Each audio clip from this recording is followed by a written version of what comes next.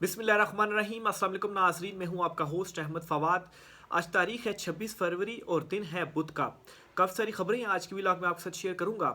Army chief general Asim Munir साहब के लिए कंसर्निंग सूरत हाल पैदा हो चुकी है। और कंसर्निंग सूरत हाल ये है कि जो बयानिया पहले दोनों हाथों से बिक जाया करता था, वो बयानिया अब कोई एक्सेप्ट करने के लिए तैयार नहीं है। एक तरफ इंटरनली पाकिस्तान की अंदरूनी सूरत हाल की बात करूं तो अपोजिशन अलायंस कॉन्फ्रेंस करने जा रहा है और ये कॉन्फ्रेंस रोके नहीं रुक रही। नौजवान जो हैं वो इमरान खान साहब के साथ खड़े हुए हैं और हुकूमत की मरीम नवाज की जितनी ब्रांडिंग करने की कोशिश की जा रही है, ये सारी कोशिशें नाकाम हो रही हैं। और दूसरा, आलमी सतह पर भी हम ना सिर्फ सफारती तन्हाई का शिकार हो रहे हैं, बल्कि अमेरिका के बाद अब यूके ने भी हाथ उठा लिया है। कुछ एक्सक्लूसिव डेवलपमेंट्स हुई हैं जी, आपके साथ मैं शेयर करूंगा और आपको ये बताऊंगा कि फाइनल ओवर का आगाज़ हो चुका है। इस फाइनल ओवर में ये फैसला होगा कि कौन जीतेगा और कौन हारेगा। और अब बात जो है वो 1-2 महीने की सिर्फ रह गई है। इस पर भी कुछ एक्सक्लूसिव डिटेल्स आपके साथ में शेयर करूंगा। सबसे पहले तो जी आपको बताता चलूँ मैं कि अपोजिशन इत्तेहाद जो इमरान खान साहब ने बनाया, जिसमें शाहिद खाकान अब्बासी साहब ने कल एक टीवी चैनल के शो में उनसे कहा गया जी कि सुप्रीम कोर्ट बार ने आपने जो चिपरासी का लफ्ज़ इस्तेमाल किया था उस पर जी उन्होंने एलामिया जारी किया और उसकी मजम्मत किया और आपसे कहा है जी कि आप इसे वापस लें लफ्ज़ को और माफ़ी शाफ़ी भी जो है वो गालिबन मांगे। तो उस पर उन्होंने कहा है कि मैंने ज़ाती तौर पर चीफ जस्टिस को ये नहीं कहा कि वो चपरासी हैं। मैंने इस तनाजुर में कहा है कि इस वक्त एक जो chief justice of supreme court हैं, इनके पास इख्तियारात इतने रह गए हैं, उस इख्तियारात के तनाजुर में ना वो आइनी बेंच बना सकते हैं, ना वो जो है कोई आइनी मुकदमा सुन सकते हैं, ना ही वो अस खुद नोटिस का इख्तियार इस्तेमाल कर सकते हैं खुद, जो उनके पास पहले कर सकते थे, ना वो कोई बेंच खुद बना सकते हैं। तो उनके पास तो इख्तियार ही नहीं रहा। तो मैंने उस तनाजुर में चपरासी का जो लफ्ज़ है वो इस्तेमाल किया था, उनकी ज़ात के हवाले से इस्तेमाल नहीं किया था। अगर आप ये समझते हैं कोई कि मैं माफ़ी मांगूंगा तो मैं माफ़ी नहीं मांगूंगा। मैं कोई बच्चा नहीं हूँ कि आपकी डिक्टेशन लूँ या आपकी बातें मैं सुनूँ। मैं अपनी चीज़ के ऊपर कायम हूँ। तो वो शाहिद खाकान अब्बासी भी इस अपोजिशन अलायंस में शामिल है, महमूद अचकज़ई, इसके अलावा दीगर जो जमातें हैं, मौलाना फजल रहमान और इमरान खान साहब ने मंजूर पश्तीन और माहरंग बलोच से भी रब्ते करने का जो कहा था, उनसे भी जो रब्ता है वो किया गया है।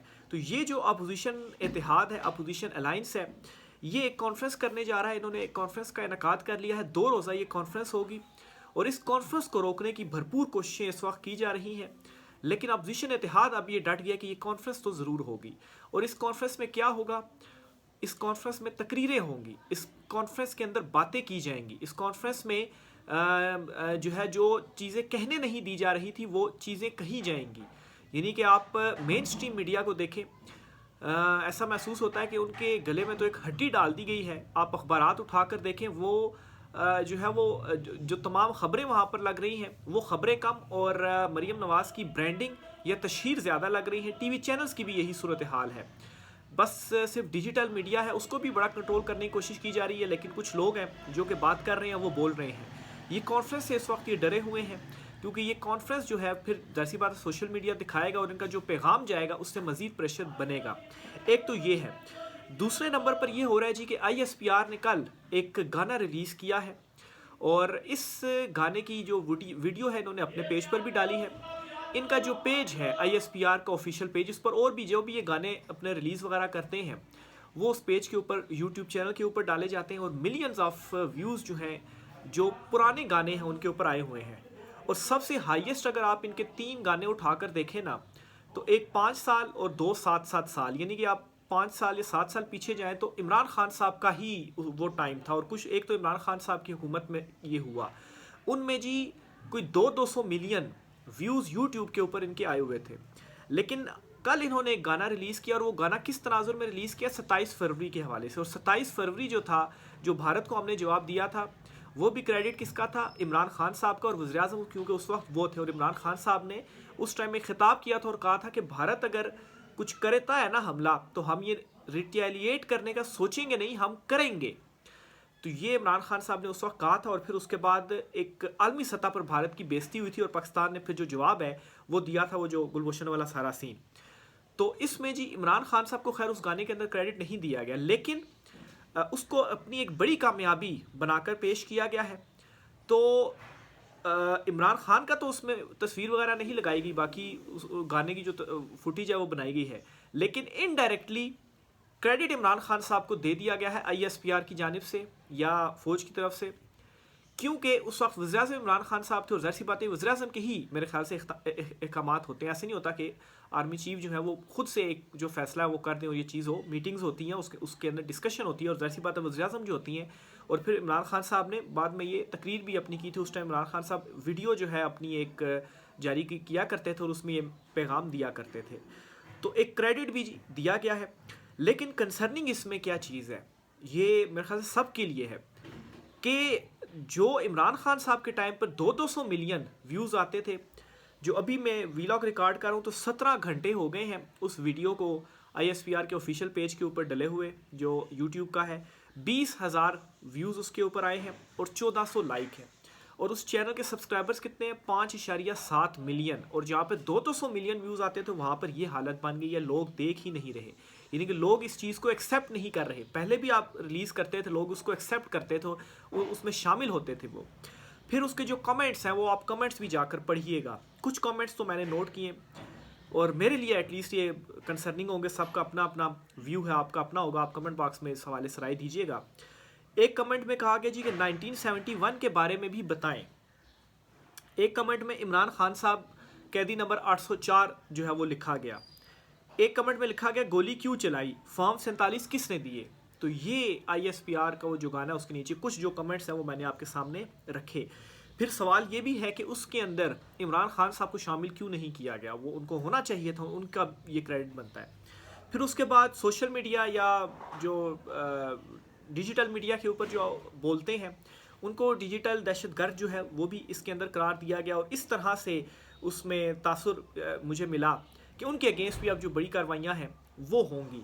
तो ये जो है वो दूसरी तरफ ISPR की जो सूरत हाल है वो बन गई है। अच्छा, पहले मैंने आपको बताया अपोजिशन अलाइंस जो इंटरनली एक तो अवाम भी खड़ी हुई है इमरान खान साहब के साथ और अपोजिशन अलाइंस जो बना है वो भी अब उठ गया है।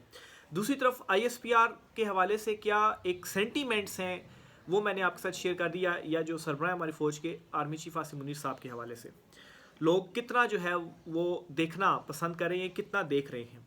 दूसरा, आलमी सतह के ऊपर भी जो है वो एक तन्हाई का शिकार होते जा रहे हैं और सपोर्ट भी कोई नहीं मिल रही। अमेरिका तो बिल्कुल ही साइड पर हो गया ना, अब जो यूरोपियन कंट्रीज़ है वो भी साइड पर हो रहे हैं। और आलमी सतह से सपोर्ट ना मिलने का मतलब ये है कि बस एंड हो गई हैं चीज़ें। एक तो मैं आपको बताता हूँ जी कि यूक्रेन वाला मामला और रूस वाला मामला और अमेरिका वाला मामला और यूरोपियन कंट्रीज़ वाला मामला और फिर ये पाकिस्तान इससे कैसे लिंक्ड है, ये सारी मैं आपके सामने कहानी रखता हूँ। देखें, ट्रंप ने कहा जी कि हम 350 कोई बिलियन डॉलर्स के मिलियन डॉलर्स कितने हम दे चुके हैं जी ट्रंप इस यूक्रेन वार में, तो ये हम यूक्रेन से जो मादनियात है उसकी शक्ल में हम लेंगे, ये उसने कहा। और जो वहाँ का था ज़ेलेंस्की, पहले तो बड़ा उछल रहा था, बड़े उसने बयानात दिए, लेकिन वो अब एग्री हो गए। ये इंटरनेशनल मीडिया में खबरें जो है वो लगी हुई हैं कि वो अपनी मादनियात देंगे। ठीक है, एक चीज़ तो ये। और अमेरिका जो है वो उनसे ये जो मादनियात है वो लेगा। फिर दूसरे नंबर पर जी यूरोपियन कंट्रीज़ के लिए क्या सूरत हाल बन गई है। यूरोपियन कंट्रीज़ जो हैं वो अपने डिफेंस के लिए सारे का सारा डिपेंड कर रहे हैं अमेरिका के ऊपर, लेकिन अमेरिका ने हाथ खींच लिया है और वो कहता है जी अमन होगा, रूस के साथ वो अच्छे ताल्लुकात बना रहा है। तो यूरोपियन कंट्रीज़ जो हैं या ख़ास तौर पर यूरोपीय यूनियन वो कंसर्न हो गया कि अब हम क्या करें। और ट्रंप ने तो ये भी कह दिया था जी कि मैं फिर यूरोपीय यूनियन से निकल रहा हूँ, मैं जाने बूझे आप। तो एक तो जी वो अपनी सिक्योरिटी इस वक्त बढ़ा रहे हैं और UK के प्रेसिडेंट ने ये ऐलान किया जी कि हम अपना जो डिफेंस बजट है उसको बढ़ा रहे हैं और अपनी सिक्योरिटी अब हमें खुद करनी पड़ेगी। ये रूस के उससे करके उन्होंने कहा है, क्योंकि अमेरिका अब इन चीज़ों से पीछे हो गया है। और ये भी यूरोपियन कंट्रीज़ भी अब अपने अपने मामलात की तरफ आ गए हैं। पहले ये जो दूसरों को सिखाने की कोशिश करते थे, मुदाखलत करते थे ना, अब ये अपने अंदर चीज़ों को ठीक करने की तरफ जो इनके ध्यान है वो चला गया। उस हवाले से जो इक़दाम हैं वो लिए जा रहे हैं। फिर दूसरा, ये जो डिफेंस बजट अपना ये बढ़ाएंगे, ये जो एड दी जाती है इस एड को कट करेंगे और हो सकता है 6 महीने साल के बाद वो एड भी ख़त्म हो जाए। अब US ने तो एड अपनी बंद कर दी, उसमें पाकिस्तान को भी बड़ा हिस्सा मिलता था और गालबन हो सकता है UK एड में से भी कुछ ना कुछ मिलता हो, इस पर कुछ मेरे पास इतलात तो नहीं है। बहरहाल ये एड भी बंद होती जा रही है और डिपेंड हम कर रहे होते हैं इधर उधर। जाहिर सी बात, हम IMF के ऊपर $1-1 बिलियन के ऊपर जो है वो डिपेंड कर रहे होते हैं, कौन कौन सी शर्तें हम नहीं मान रहे होते। तो ये सारी जो कंट्रीज़ हैं ये पीछे हो रही हैं और किस तरफ ये जा रहे हैं, एक तो जंगें ख़त्म और अपने आप को ठीक करना, और अब इकनॉमिक जो वार है उसका जो टाइम है वो शुरू हो गया और चीन ने बड़ी खामोशी से ख़ुद को ऊपर कर लिया हुआ है और वो जो है वो इस हवाले से डेवलप कर रहा है जो चाइना है, और अब धीरे धीरे ये कंट्रीज़ जो हैं ये भी इस तरह से अपने आप को डेवलप करेंगी। और ये यूक्रेन का जो मसला है वो अब लग रहा है जी कि विद इन वीक्स अब ये सेटल हो जाएगा, ठीक है। अच्छा, अब इसका पाकिस्तान के ऊपर भी असर पड़ेगा, बिल्कुल पड़ेगा। और यहाँ पर भी चूँकि ये रजीम सारी तब्दील हो रही है, इसका मतलब क्या है कि यहाँ पर भी जो रजीम थी उसका भी नंबर आ गया है। ज़ाहिर सी बात है, पहले जो मेन इश्यूज़ हैं वो होंगे ठीक, फिर उसके नतीजे में जो चीज़ें हुई हैं उन चीज़ों को फिर देखा जाएगा। तो इस हवाले से भी बाखबर हल्के ये बताते हैं कि हमारे जो ताकतवर हल्के हैं वो काफ़ी परेशान हैं, आलमी सपोर्ट भी जा रही है, अंदर से तो है ही नहीं। और फिर आपको एक एग्जांपल भी इसकी देता हूँ जी कि एक इंडियन ओशन कॉन्फ्रेंस हुआ करती है, अभी भी वो कॉन्फ्रेंस है। इस कॉन्फ्रेंस में पाकिस्तान की शिरकत नहीं थी और इसमें जी इंडियन ओशन का जो है वो पाकिस्तान जो है बड़ा अहम हिस्सा है। बाकी सारी कंट्रीज इसके अंदर मौजूद है, पाकिस्तान नहीं है, और वो शामिल हुआ करता है और कोई कहते हैं जी इन्विटेशन भी नहीं आया। तो ये क्या है, ये एक तन्हाई है। तो जाहिर सी बात है, हम इंटरनल मामलात को ये इमरान खान साहब से हम निकलेंगे बुक्स में तो तब इन चीज़ों को देखेंगे, या कौन देखेगा कि ये फॉर्म 47 वाले देखेंगे। इन फॉर्म 47 वालों की तो ये अहमियत रह गई है कि इनको इनवाइट भी नहीं किया जा रहा है। तो ये आलमी सतह पर पाकिस्तान का मुकदमा क्या लड़ेंगे? पाकिस्तान का मुकदमा एक बंदा लड़ सकता है, वो है इमरान खान। और अभी जो सूरत हाल चल रही है आलमी सतह के ऊपर, अगर इमरान खान साहब पाकिस्तान को लीड करें तो पाकिस्तान के लिए कुछ बहुत अच्छे जो फैसले हैं वो हो सकते हैं। तो बाकियों के ऊपर तो एटलीस्ट मुझे तो कोई एतमाद नहीं है। आप भी बताएं कि आपको एतमाद है कि नहीं, खासतौर पर इस फॉर्म 47 के ऊपर तो कोई एतमाद नहीं है। फिर इंटरनली आपको बलूचिस्तान की सूरत हाल भी बताता हूँ। खालिद मकसी साहब हैं, बलूचिस्तान के बड़े वो रहनुमा हैं, ठीक है। उनकी स्टेटमेंट आपको बताता हूँ, इससे आप बलूचिस्तान की सूरत हाल समझें। बलूचिस्तान कोई नहीं जा सकता, BLA वाले घूम रहे हैं, लोगों के पास हथियार उठाने का ऑप्शन रह गया है। ये खालिद मकसी साहब बयान दे रहे हैं। तो ये बलूचिस्तान की सूरत हाल है। KP में सूरत हाल आप देखें, पूरा जो सूबा है। पंजाब में सूरत हाल देखें, ISPR की मैंने एग्जांपल सामने रखी है कि इस वक्त कनेक्शन क्या है। इमरान खान साहब ने जो लेटर्स लिखे हैं आर्मी चीफ साहब को भी, चीफ जस्टिस साहब को भी, उसमें भी इमरान खान साहब ने यही जो सूरत हाल है वो हाईलाइट की है। और इमरान खान साहब ने कहा है कि इस मामले को अभी होश करने की ज़रूरत है, ऐसा ना हो जाए कि बहुत ज़्यादा देर हो जाए। इमरान खान साहब ने रहा तो होना ही होना है, लेकिन जाहिर सी बात है चुनतखब हुकूमत है, इनको क्या डर पड़ा हुआ है जी कि अब तो इनके लिए सूरत हाल ये बन चुकी है, पाकिस्तान के अंदर तो इनके लिए कोई जगह नहीं रही। इक़्तिदार के बगैर ज़रा घूमे ना तो अवाम में ये नहीं जा सकते, और बाहर किसी कंट्री में जाते तो वहाँ पर जो ओवरसीज़ पाकिस्तानी है वो क्या इनका अशर करेंगे। वो भी हमने पिछले कुछ जो एग्जांपल्स हैं वो देख ली। इवन के आर्मी चीफ के अगेंस्ट जो है वो एहतजाज हो रहा है आसिम मुनीर साहब के अगेंस्ट, और मुकदमों की जो बातें हैं वो हो रही हैं, और आलमी पाबंदियों की जो बातें हैं वो हो रही हैं 26 नवंबर के मामले को लेकर। इसलिए तो अली अमीन गंडापुर की तरफ से जो कुछ बयानात हैं वो भी आए, और उसके बाद फिर ये जो है वो उससे बना कि ये सारा तो शहबाज शरीफ की जानिब से किया गया, इसमें तो एस्टेब्लिशमेंट का कोई किरदार नहीं है। फिर पीपल्स पार्टी भी सारी सूरत हाल से ख़ुद को अलहदा कर रही है, और ये शैला रज़ा साहिबा हैं वो बयान देती जी हम तो हुकूमत का हिस्सा ही नहीं है। मैंने आपसे कहा था, जो नाज़रीन मुझे रेगुलर सुनते हैं, मैंने उनसे ये कहा था कि पीपल्स पार्टी आप देखेंगे कि गेम क्या कर रही है, वो ख़ुद को सारी चीज़ों से अलहदा कर दी, कहेगी हम तो इन चीज़ों में शामिल ही नहीं है, हम तो हुकूमत में ही शामिल नहीं, और वो ऐसा करना शुरू हो गई है। इनको फैसल चौधरी साहब ने बड़ा ज़बरदस्त जो जवाब है वो दिया और कहा है पीपल्स पार्टी सारे जराइम में शामिल है, आइनी ओहदे उन्होंने लिए, पीका एक्ट उन्होंने पास करवाया, और ये मासूम बनकर सारा गंद नून लीग पर डालने की कोशिश भी करते हैं। ऐसी मुनाफकत तो ना करें फिर।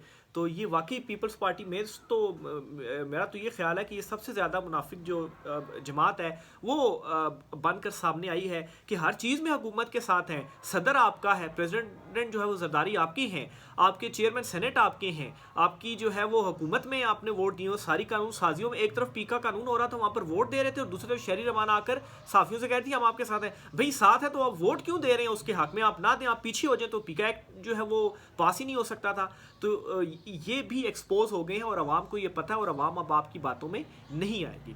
ये जी आज कुछ आम तरीन तफसीलात थी। राय का साथ कीजिएगा। आज के व्लॉग से इतना ही, इजाज़त दीजिए, अल्लाह हाफिज़।